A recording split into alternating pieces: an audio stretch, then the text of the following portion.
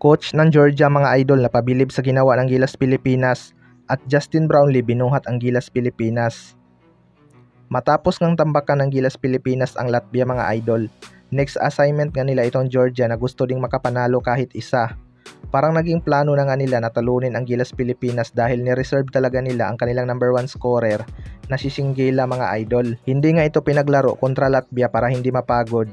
Kaya sa laban nila kontra Gilas Pilipinas, maaga nga itong nagparamdam at kumana agad ng 14 points sa first half. Ito nga ang nagpahirap kay Junmar Fajardo dahil mabilis na forward nga itong si Singgila mga idol. Pero mabuti na lang at nagawa naman ang paraan ni Coach Timcon sa second half. Naging maganda nga ang adjustment ni Coach Timcon sa second half dahil napigilan nila ang firepower ng Georgia at nahabol ang lamang. Hindi naman kailangan manalo ng Gilas Pilipinas sa laban na to basta wag nilang paabutin ng 19 points pataas ang lamang ng Georgia. Bonus na lang kung manalo mga idol. Bumilib nga daw itong coach ng Georgia sa ginawa ng Gilas Pilipinas mga idol. Matatandaan na nakapag-draw agad ng 16-0 run ang Georgia sa first quarter pero natapyasan pa ng Gilas Pilipinas. Although lamangan ng 12 points ang Georgia sa first half pero hindi nga nagpadaig ang Gilas Pilipinas at nag-take over itong si Chris Newsome para matapyasan unti-unti ang lamang ng Georgia. Kahit si Bitadze ay walang nagawa sa mga layup ni Chris Newsome. Samantala sa ibang balita naman mga idol, Justin Brownlee binuhat ang Gilas Pilipinas. Before that mga idol, ipapakilala ko muna sa inyo ang number 1 betting site na 1xBet. Pwede ka ngang tumaya dito sa lahat ng sports lalo na sa basketball mapa NBA or PBA. Madali lang mag-cash in at mag-cash out gamit ang GCash.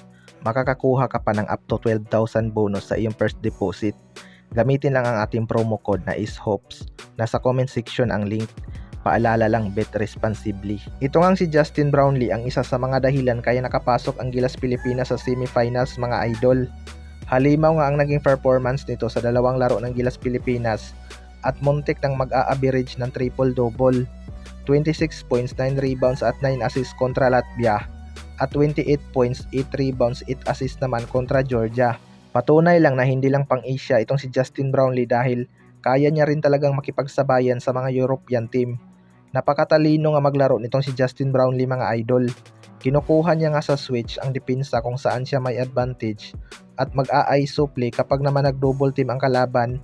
Nandyan naman ang kanyang mga teammate na handang sumalo. Kaya kung sino man ang makakalaban ng Gilas Pilipinas, nalilito talaga paano depensahan ang isang Justin Brownlee. First time nga natin makapasok sa semifinals mga idol in 64 years at malaking bagay nga dito ang pag-take over ni Justin Brownlee at Coach Timcon sa Gilas.